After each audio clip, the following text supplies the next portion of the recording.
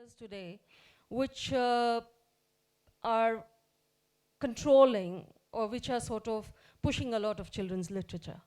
And I want to look at them a little carefully.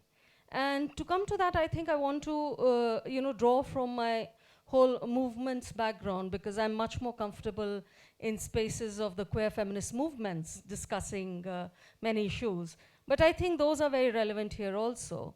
You know, in almost all the movements that I've been part of, there's a sort of thing which should be self-evident really, but isn't. And we have to, each one of us, whether it's the disability rights movement, the queer movement, we all have to claim it again and again, that nothing about us without us. And yet, when it comes to children's writing, children's literature, children's what they should be reading, and so on and so forth, it's actually a complete adult nexus. And so you have adult panels, adult writers, adult publishers, adult parents, schools, teachers, audiences deciding and talking about children's literature. Perhaps our one excuse is that we were children once. And maybe some of us keep going back to our experiences of being children and what that meant and how that shaped us in some of this. But I think that one of the things that is really at the heart of the agenda of all the adults is a prescriptive agenda of making children learn the right things. And I think from there itself, I think the sort of, when we talk of dignity and personhood of children, I think the adulthood starts violating that dignity and personhood. I think there's such a powerful agenda to make children good beings, good humans, right kind of humans, in the notions of right and wrong that the adults around have. And this is reflected in family structures and families, in schools. Beyond families, the other most restrictive, proscriptive, and controlling environment is that of the school. So according to me, I think school and families are both they're supposed to be nurturing environments. But what is being nurtured? What is being nurtured is a particular way of being. How to be a good girl, how to be a good boy, how to be a good citizen, how to respect your elders, how to talk to other people, how to figure out how caste works, how class works, and how to be in people like you settings.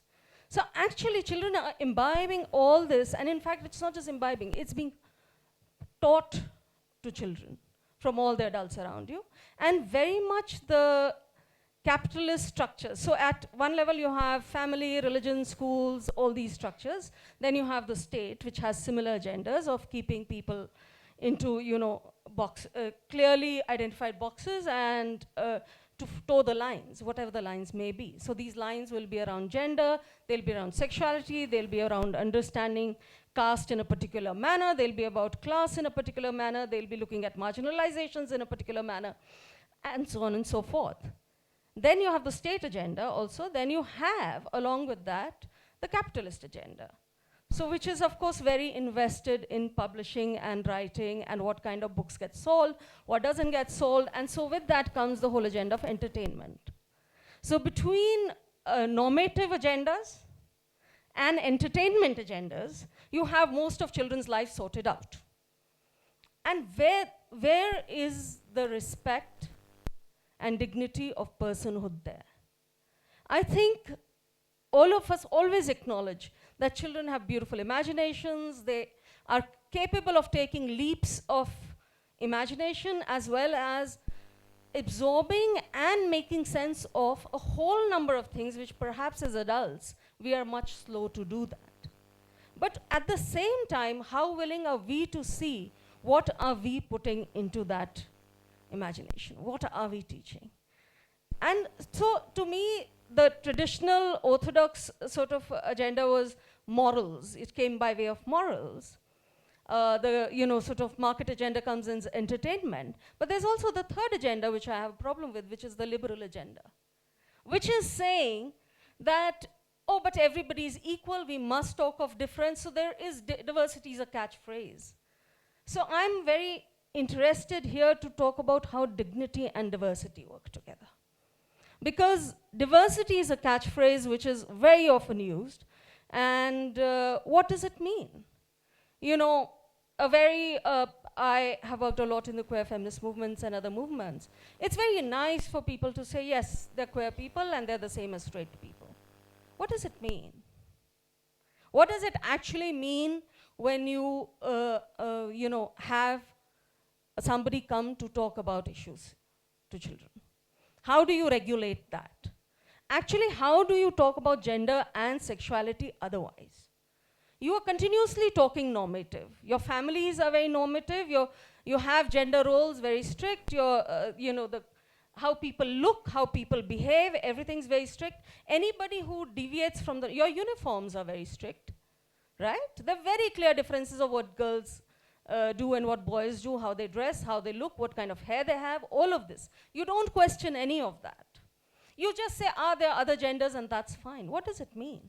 It doesn't mean anything. It's a liberal way of saying, yes, those people are there, and that's about it. And yes, they're fine too, but that doesn't mean that any of this is going to be questioned. And so I think that we need a radical agenda. And that is, according to me, in very small pockets. So I'm going to take a couple of minutes to talk about what the radical agenda would look like. I think the radical agenda would take diversity really seriously. And the thing about diversity is creating access.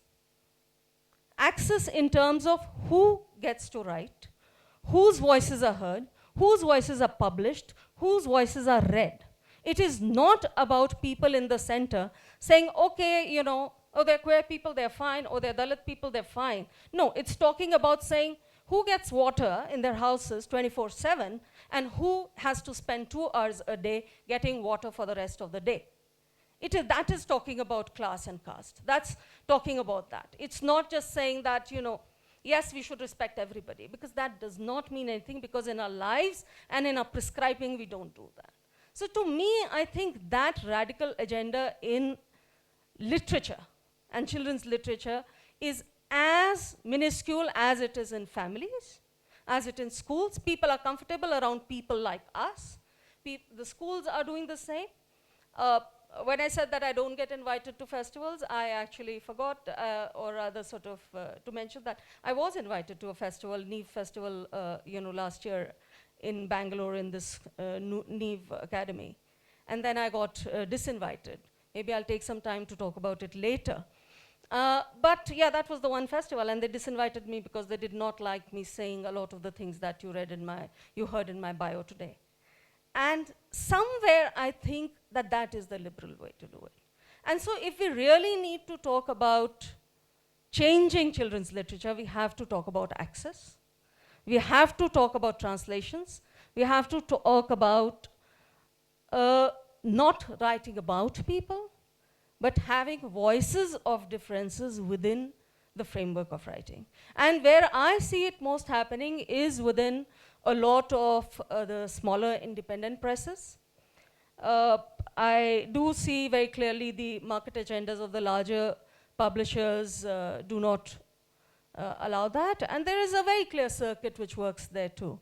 I mean, in the adult, for want of, another parallel word, I would say in adult writing, very clearly the brouhaha around Nandini Krishnan's book Invisible Men, which talks about trans masculine persons, but which has been very strongly criticized by a lot of trans people and queer feminist people, and also by the people whom she interviewed, but she's going to all festivals and talking about it. And that's the nexus that works. So there's the fear also of becoming objects, the fear of that. And so these are some of the broad issues that I want to sort of lay out that I think we need to talk about and address. And now I'm going to ask my two panelists to do further. I'll take the same mic. Before we go forward, I just had a couple of questions. Is that okay to ask you? Uh, actually, not questions. It's more of a response to something you said, that it's an adult world of writers and readers and people who pick up the books. But actually, I feel that those adults are the ones who eventually will make the difference. I don't see a child going to a bookstore and saying, I want a book about differently abled Absolutely. people. So it is the parent, the librarian, the bookstore, which will make that difference. And that is an important part of, yeah. So coming from there, I actually wanted to talk about this lovely book called Wonder, which many of you might have read. It's entertainment, but it brings out such, I don't know, feelings of empathy towards, and I found that, I mean, it's a very popular book, and so many children who have, they want to read it. It's not that they've been asked to read it by schools or whatever, they come and buy it. And I feel that book has created a kind of, it became, sorry. Oh, really? Now, is that better? Can you hear me? Oh, trying. Okay. Yeah, so it kind of took over the popular imagination of children, and I think it created the sense of kindness from within.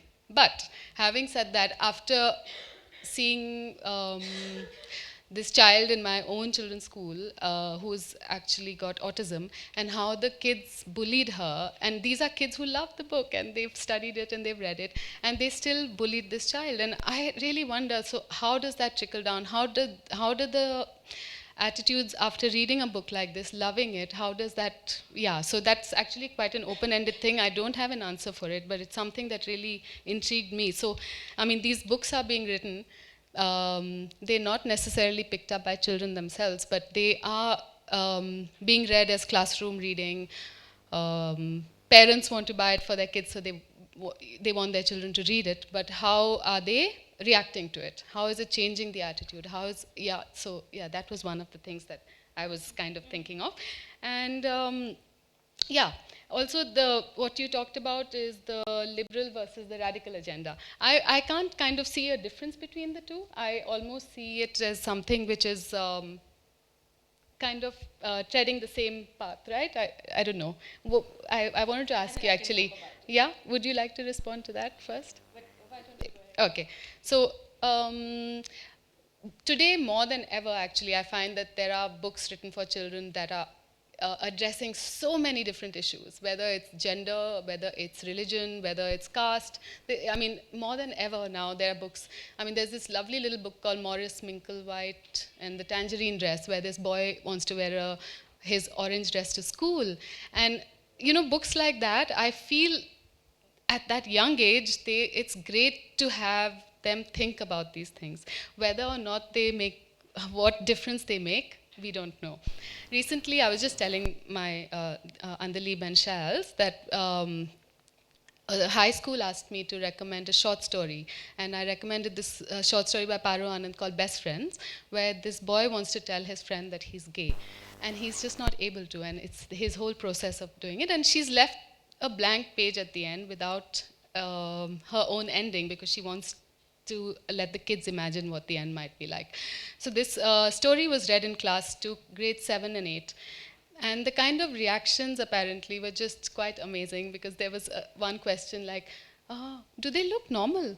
You know, these are kids who are urban, apparently exposed children, but still at this age, at 13, 14, they're like, so I was really surprised by this reaction. It's not that it's a government school, it's not a village school, it's an urban elite school. And so that kind of reaction really surprised me. So I was questioning the teacher about how has there been a change in attitude. So she was saying, yeah, I mean, it's really interesting how this one story has led the kids to kind of ask more questions, talk about it more, think about it more. And there was apparently 2 boys who were absent during the day this story was read out. And they heard about the story the next day. And then they started calling other kids in their class, oh, you're gay, oh, you're lesbian. And then started bullying the kids in class. And the teacher was just telling me this as a thing, how they dealt with this and how they dealt with talking to the parents. They brought the parents in. But it really, the sensitivity of the adult in this case is really important, because I feel that will make such a big difference to how these kind of things are read, basically. Yes. I have lots more to say, but I would like Aditi and Arundhati to, if they could read now, and then we can take it from there. Yes? Sorry. Yes? Would that be good? Yes.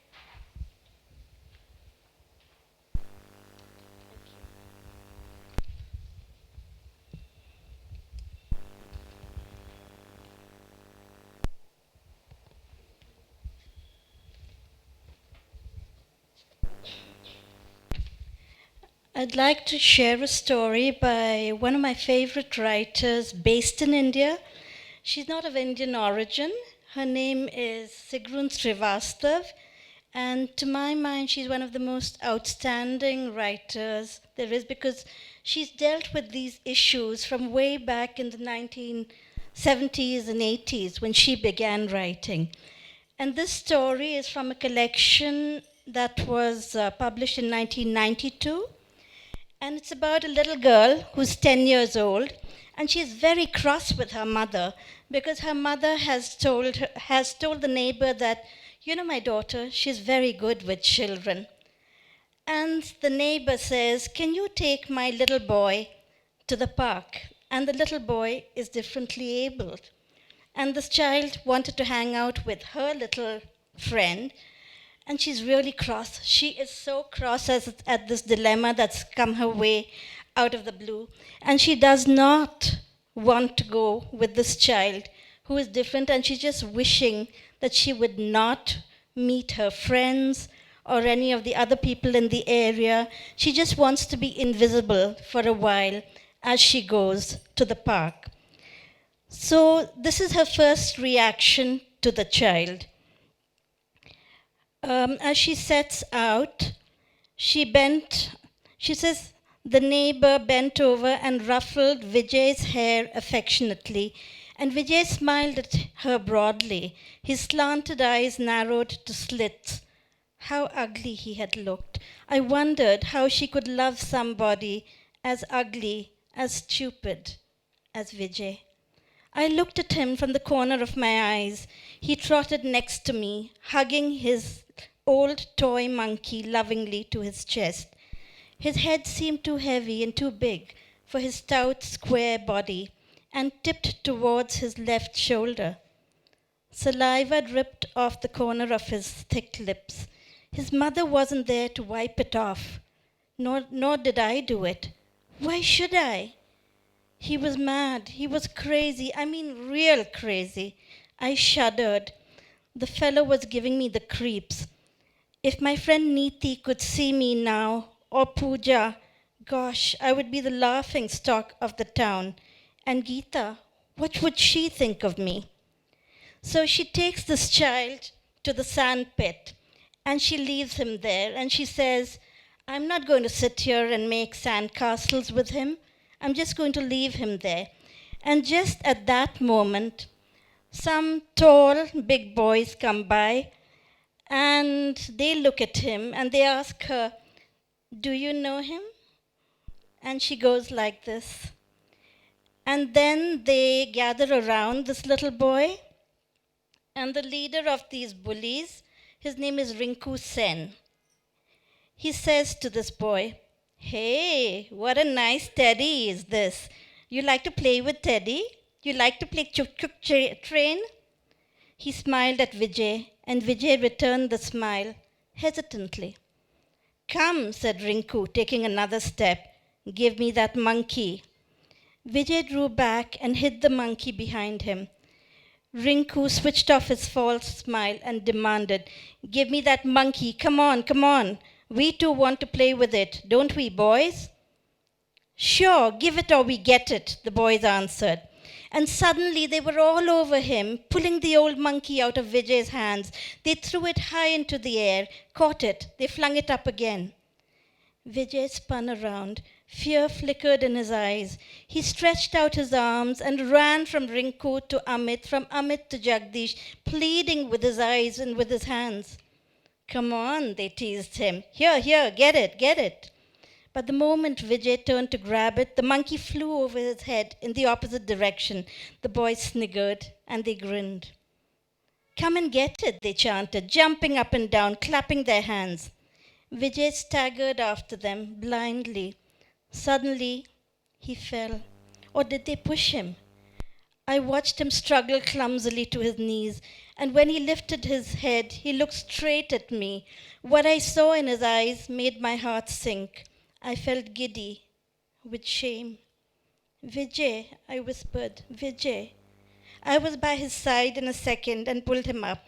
I wiped off the saliva, the tears, and the dust. Don't cry, I whispered. Don't cry, Vijay, please. I stroked his trembling shoulders. I kept on stroking them and shielding him. I turned to Rinku and cried into his ugly, grinning face, Don't you dare touch him. Don't you dare. Ah, Rinku grunted.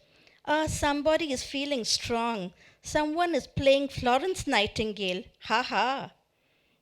He winked at his friends. Let's get both of them. Come on. Slowly they closed in on us. One of them made the monkey squeak provokingly. Squeak, squeak, squeak. Behind me I could feel Vijay tremble. I didn't move an inch. I would not. No. Get out of our way, Mona, said Rinku with a dangerous sparkle. I knew he would hit me. Boys like Rinku would stop at nothing. He had reached me and threatened, Get out of my way. No, I said quickly. No, and I tightened my fists. Rinku's mouth twisted. You asked for it, he muttered, and he pushed me. He hit me so hard against the shoulder and I fell back. Grasping Vijay, I spun around and we both crashed to the ground. Rinku was grinning. Get them, he demanded. Don't you dare, thundered a voice at him. Through the tears that blinded my eyes, I saw a pair of tennis shoes pass by my face. I blinked.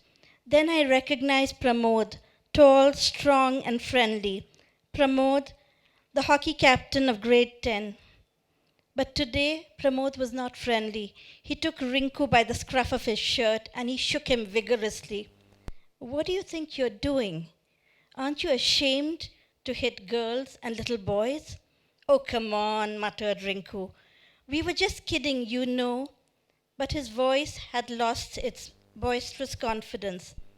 Kidding? Replied Pramod in a dangerous whisper. What kind of kidding is that? Thrashing up girls and teasing poor kids. Can't you see he's differently abled? He doesn't even understand what's going on. He let go of Rinku's collar and shook his head. Now give back that toy, he demanded, and pulled it from the boy's hand. And get out of here, fast. If you can't be decent people, at least keep your hands off kids like him. You hear me? Then he helped Vijay and me up. After having dusted Vijay's pants, he pressed the monkey into his arms and said softly, Everything is okay. Don't you worry. Everything is okay. Vijay sniffed and wiped his nose with his sleeve, and then he smiled at Pramod, who patted his shoulder and turned to me. I saw you standing up for him. That was great, really great. I think not many girls of your age would have done that. He smiled at me, real nice. I blushed and I said uncomfortably, Oh, I guess they would have. And then he asked me, Do you know him at all?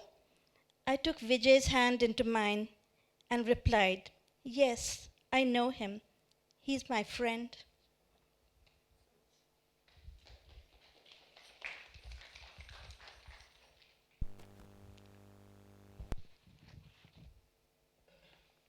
So this is a book called Book Uncle and Me by Uma Krishnaswamy. The illustrations are by Priya Kurian. It deals with a lot of things actually, gender, religion, class. There isn't a single passage that I can read which will, bring out the beauty of the book. It's done just so beautifully. It's not hammered in. It's subtle and it seems to be so organic. What it is about, I will just read a little bit, which will tell you what it's about rather than me talking about what it's about. And then I'll read another little bit after that. So, Book Uncle and Me is the title. When he retired from teaching, Book Uncle tells us he decided to set up a free lending library where you don't have to sign up and get a card or pay a fee. Where even if you have no place to sleep, if you can read even a little bit, there will be a book for you.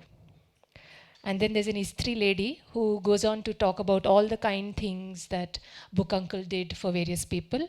And this is written in first person, so the protagonist then says, "That's the longest I've ever heard the Istri lady speak without yelling at someone." Book Uncle says, "People ask me, why don't you charge for the books you lend? But you see," he waves a hand around him, "what do I need money for? I have my little pension which comes promptly every month. No fail. And the landlady is kind enough not to raise my rent. Only now they're giving you notice," the Istri lady says. Notice? That pink paper must have been the notice. Notice? Book Uncle does not have a permit for a commercial establishment. Notice? His lending library is therefore an illegal operation and must be shut down. Notice? If he wants to stay open, he has to pay a lot of money to the city. Book Uncle does not have a lot of money. So that's what the book is about. And the protagonist is a child who's trying to help save Book Uncle's library. I'll read another little bit now. "Come and have dinner," says Amma. I circle the dining table and I can't sit down. "Yasmin, why are you prowling around like a tiger in a cage?" Vapa says. I fall into my chair. I tell them about Rini's father losing his job and her parents fighting. They look at each other. "Oh dear," Amma says. "Is that all? Oh dear." Vapa begins. As the peer says, ever since he did some research and discovered that we are distantly related to an 18th century Tamil Sufi saint, very distantly, Amma says, Vapa deals with all challenges, big and small, by trying to channel Peer Baba. I groan. "Yasmin," Amma cautions, and turns to my father as if she really wants to know what the peer says. Vapa puts on his peer talking look. Peer Baba says, "A loving disposition towards one's neighbor lightens the heart as wings." How about that, my Minu? I give up. Why do grown-ups always speak in riddles? "Go to sleep early today," Amma warns, "because you know who will be here at the break of day." "Nadira," Vapa says to Amma, but he is looking meaningfully at me. "What?" says Amma. "You think Yasmin doesn't know that your big brother is a bully and a petty tyrant and wants us all to go live in the village and doesn't like the fact that I have a college degree?" Vapa sighs and rubs his forehead. I can see he already has a headache coming on.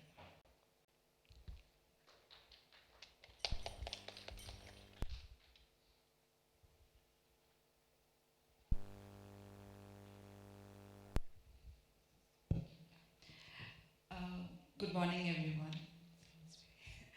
I think the readings from Aditi and Arundhati were really great and very interesting, considering Aditi's book was written, the book which she read out from was written in the 90s, I think, right? So there is a savior boy coming to save the situation, which is it's you can't not notice it. I'm here to talk about my experience. Of being a writer who wants to talk, who really does want to talk about my writing. But I'm almost always invited to festivals to talk about my identity.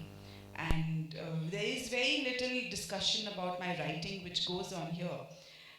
Recently, I gave an interview in the Hindu where I talked about how I really would love it if people to see me and not just see what I'm wearing, because the characters in my books, if they are Muslim, it's incidental. It's it's easy for me to write. I'm at the foremost. I'm a storyteller. I love telling stories, and I don't like anything that hinders my storytelling process. And I write a lot, and sometimes it's easier for me to settle the situation in a background which I am comfortable with. It is as simple as that. And I am almost always, so initially, when I think 4 or 5 years ago, when I started attending festivals, I was called as the moderator, which I didn't mind, but the moderator never gets to talk about their own work. But I didn't mind, I enjoyed asking people questions about their work and, controlling the conversation. I have a major control freak tendency, so I loved doing that.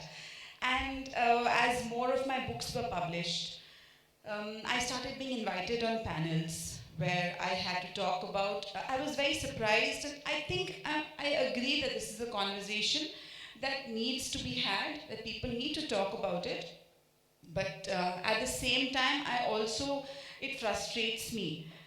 Recently, I was at a panel where the only thing common between me and my fellow panelist is that we are both Muslim. He has written a non-fiction book. I write only fiction. His book is entirely about, growing up Muslim, and it's about. It's a non-fiction book, and I'm absolutely sure it's a very important book. But I didn't understand the point of me being on that same panel with him, and the panel was called Encountering Stereotypes. So I said at the panel that me being here, because of the way I look, I tried to be soft on them, saying I'm not blaming literature festivals. But the truth is that, when I get invited, it's more often to talk about this. In my books, I write about a diverse range of characters, but definitely not, I would say, diverse in the way it means. I'm talking about people where I would say my characters are the kind of girls, the kind of, if I'm writing about girls, they are the kind of people I wish I could have been, the kind of people, the kind of people who have, I would say, the courage to stand up. Because I don't know, I am not a very courageous person in itself, and I feel like I am living these lives vicariously. I would love to talk about why my characters make the choices they make. And eventually, when I am called, it is to talk about my identity as a Muslim writer. Even now, people ask me in interviews, how does your family, respond to you being a writer? I have been a writer for 10 years now. This year, it's 10 years since my first book came out. My family definitely has no problem. And I don't see, even if they had, I would still be writing. It's not something that, and I maybe by just continuing to write, I'm, supposedly breaking stereotypes, but that was never my intention. My intention was just to write, entertain, tell stories, make sure people have a good time when they pick up my book. It's as simple as that. So I think is this working? Yeah.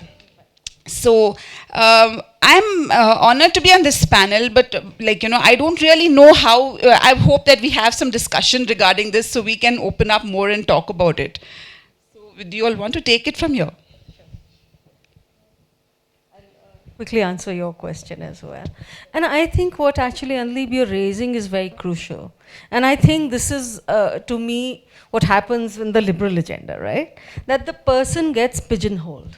I am the token Muslim in the in the panels, so exactly. As if because you are from one marginal identity, you get pigeonholed into talking about that, which is very different from saying that we need to talk about the larger context of that identity, which doesn't mean that, the only person who would talk, if you wanted to talk about what's happening, Muslim presence in literature, for example. That may not be the panel which you would want to be on, but it may also be that you might want to talk about something else. For example, what you're talking about, storytelling itself. Yes. That as an identity, when you become this queer writer, this Muslim writer, or earlier women writer, is this that the point is not the problem that this is your identity. The problem is that now you can speak only about your identity, and you can't speak about other things. The fact is that that is not how life works. You know, I don't get up every morning thinking, oh, damn, I'm genderqueer. You know, I mean, really, it's nothing like that. You know, I mean, I'm living my life as I am, as most people are.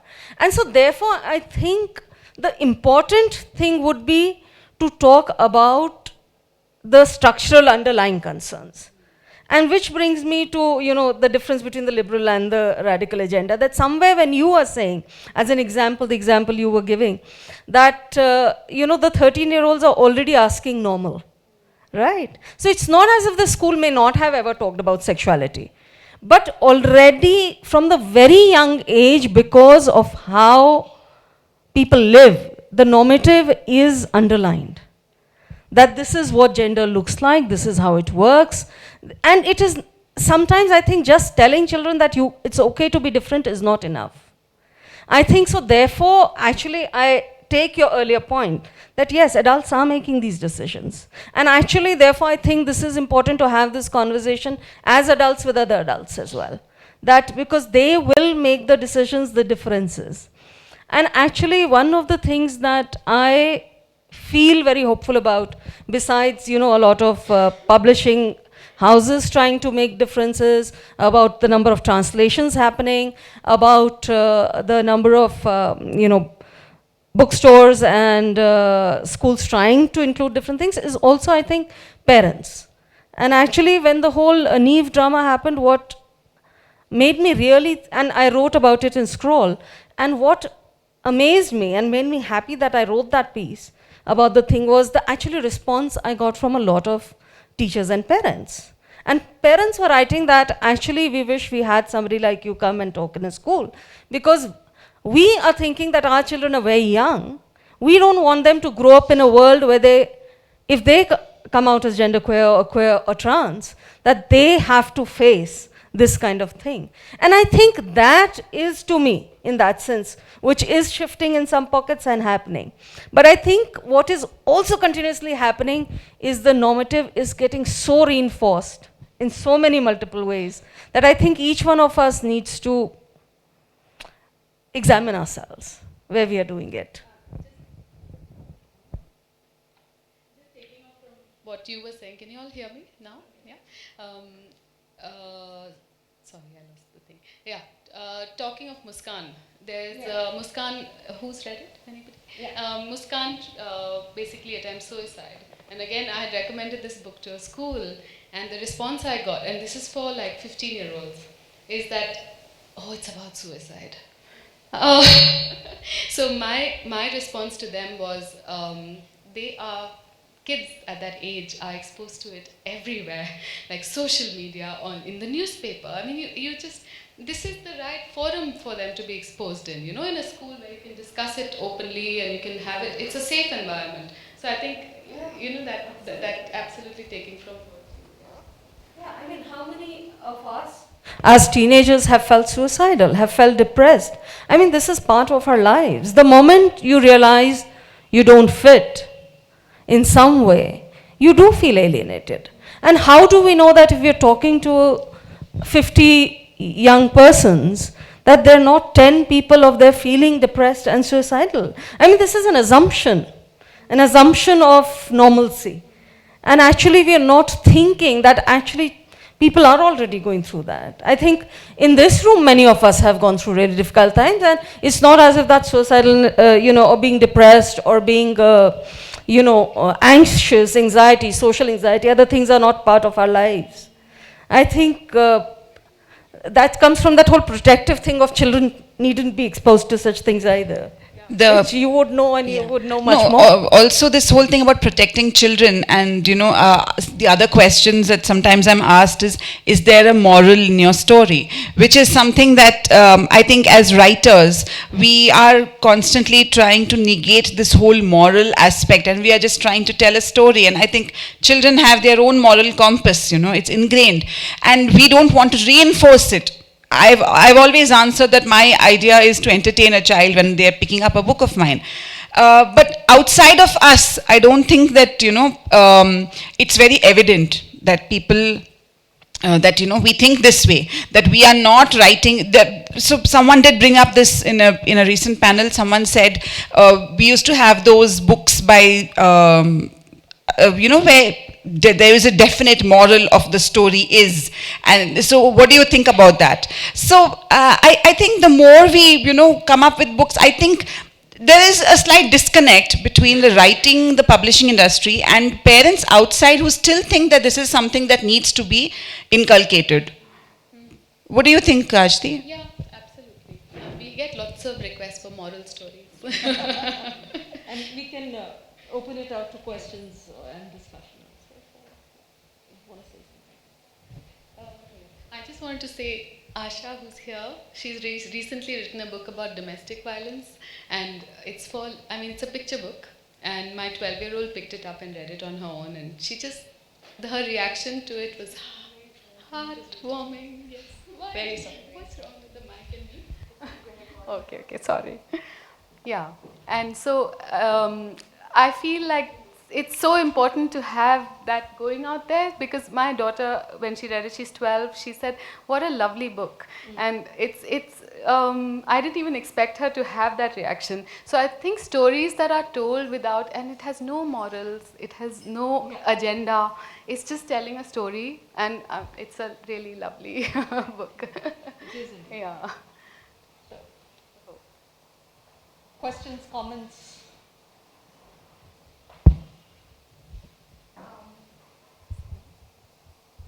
Can you? Okay. So I had a question that I'd like all of you to answer in some way.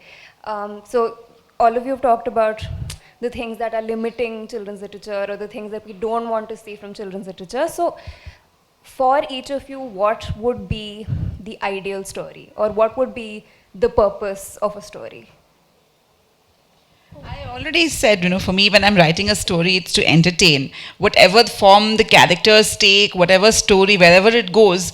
Because I think that's where your love for books comes, right? You're not, if you learn something more from it, that is definitely, if you get educated in some way, that's a bonus point, I think. But I would definitely not pick up a book, and that's why I don't read non-fiction. This is me. This is just me. I'm talking about myself.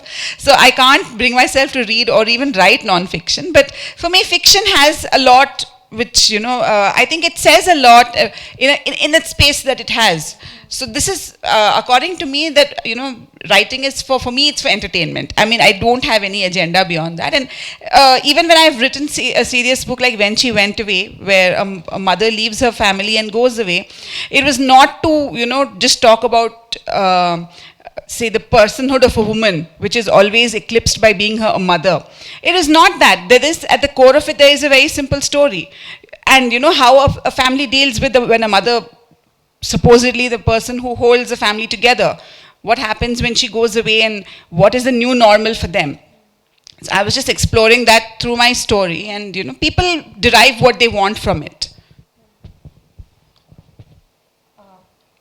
I think for me, as a writer, but even more as a reader, the scariest thing would be one story. I think as long as there are multiple stories, multiple voices, multiple realities, I think, that's what it is. I think the minute you find singular narratives, and which is part of the problem, that's, I think, the issue. So, when I was a kid, I mean, I was growing up in the 70s, I think, then 80s, that this grand classification of children's books according to age and so on and so forth hadn't really happened, and there wasn't that much, so you just sort of read everything you laid hands on. And I think for a person like me who didn't want to talk to other human beings, it was best. I mean, I read everything, including books I couldn't understand. They were way beyond my vocabulary levels and everything, but it was fun because, I made my sense of it, came back to some of those, didn't come back. So yeah, the singular narrative is my nightmare, but the more, the merrier. I think I quite agree with or you can talk to me later. Anyway.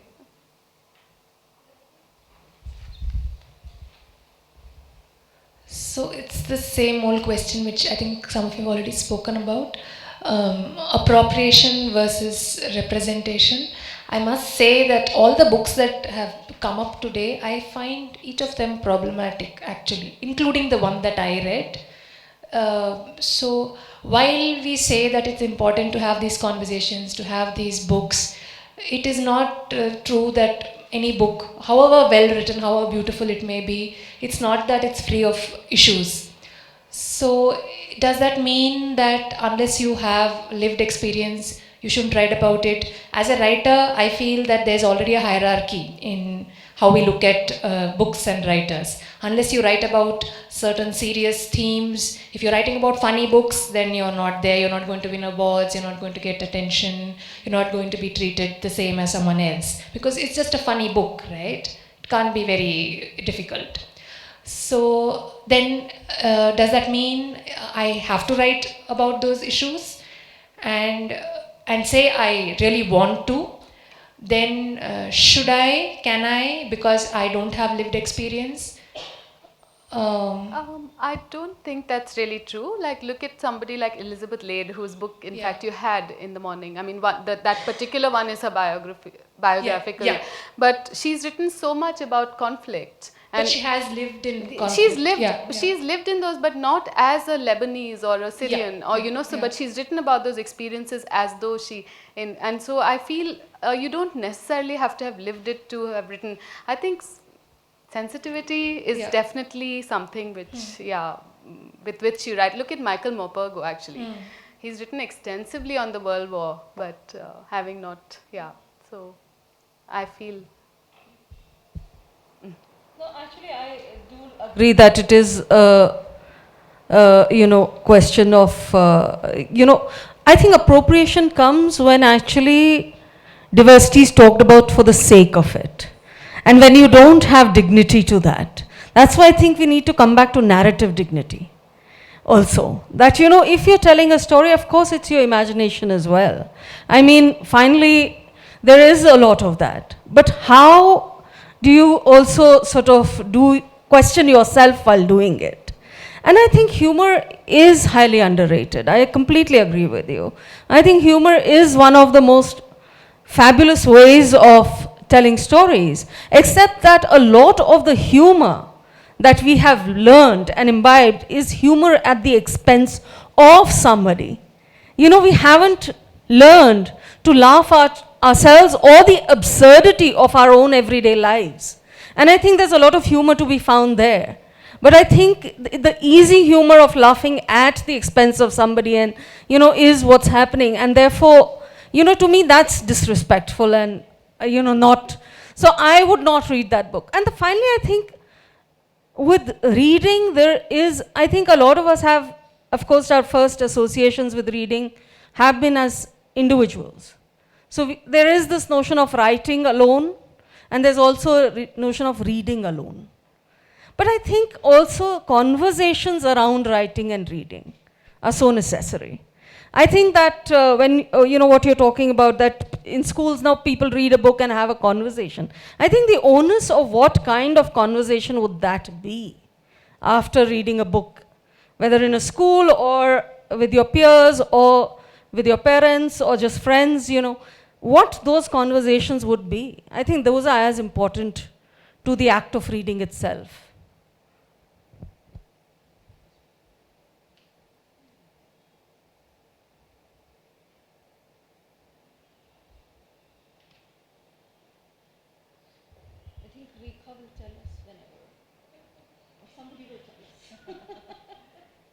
I have a question. So growing up, you never read the books that you read nowadays for kids. And since we're talking about children's literature, I have a 5-year-old and I like Tulika books. As in, for me, I like picking up Tulika books. But I realized from the conversation how much of what I like has been introduced to my child. And there was this one book called Anapana. It's by Zaya Whitaker. So the interesting bit is that I read that story twice to my daughter, and I never got the gist of the story because, like you were saying, normative. Your brain works a certain way because of the literature you read as a kid. But my husband pointed out that the child was blind. And the whole point of the story was that the child was blind. So we as adults are so fixated with how we have read, that putting across that to my daughter became a bit hard for me, because I was like, I didn't get it in the first place. How am I going to communicate that to her?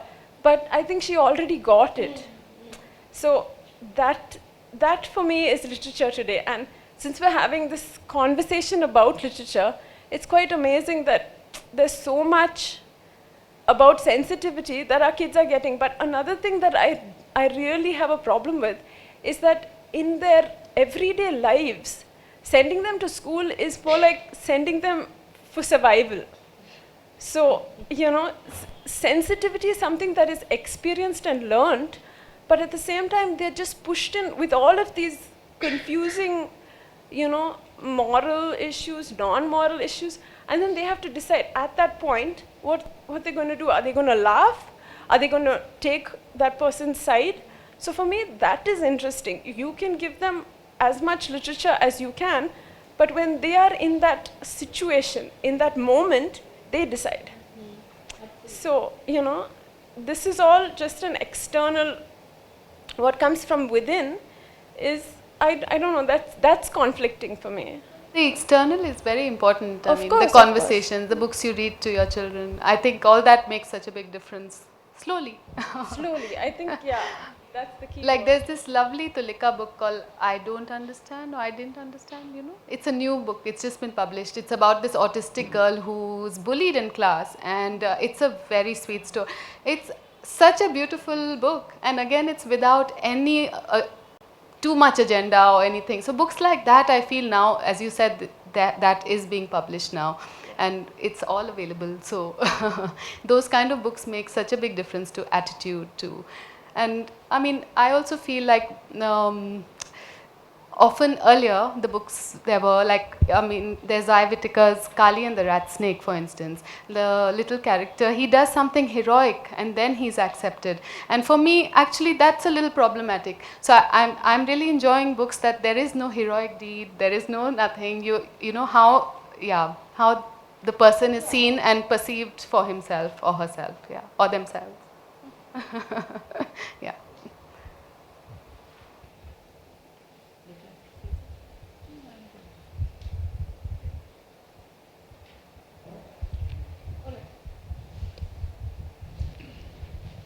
So if there are no further questions, I think we should wrap up, yeah? And Thank you, Shals, thank you, Aashti, thank you, Andaleeb. Thank you. We'll be beginning the next session at 12:15 in about 5 minutes. It's called Languages of Karnataka. We'll have about 4 or 5 speakers talking about the languages originated in Karnataka. See you there. all right, thank you.